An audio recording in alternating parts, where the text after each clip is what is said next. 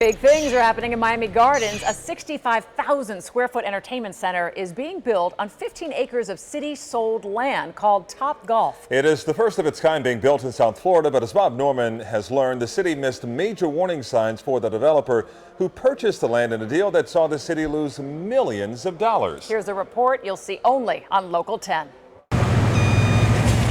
Construction workers are busy in Miami Gardens, building the first site in South Florida for Top Golf, a massive entertainment venue that includes restaurants, sports bars, and of course, golf. I thought the infusion of something like Top Golf in Miami Gardens would be a benefit to the city. City manager Cameron Benson negotiated the sale of 15 acres of land that was purchased by the city for $7.3 million in 2009, near the bottom of the real estate crash. You might think taxpayers made a killing. It just doesn't seem like taxpayers got a fair deal on this land. I think we got a good deal. You be the judge. The city sold the land for $4.3 million, a $3 million loss. How in the world can the city lose money on this deal?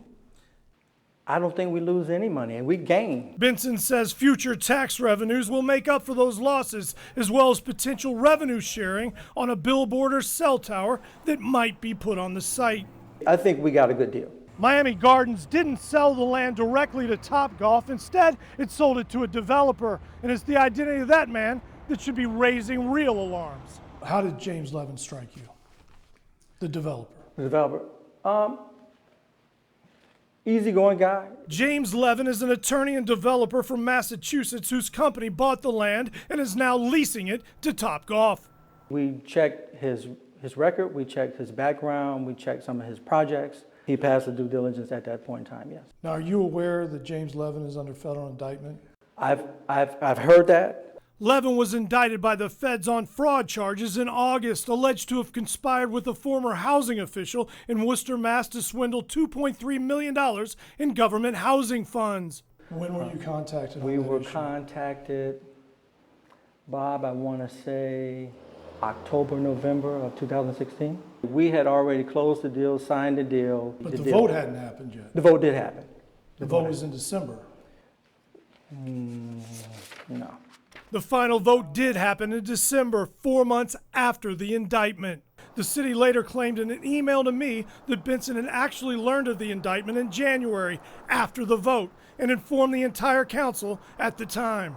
After finding out, I had to tell them, hey, listen, we got a bag egg in this deal. Mayor Oliver Gilbert said he was notified after the vote but couldn't pinpoint the date. Councilwoman Lisa Davis, however, said she wasn't notified of the indictment until last week, after my interview with Benson. You didn't look the other way because you wanted this deal done? Absolutely not.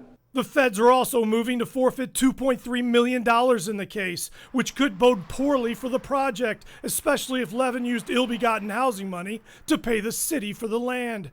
Certainly that would not be a good thing for us. The city also missed damaging news stories, 11 bankruptcy, and a tax delinquency.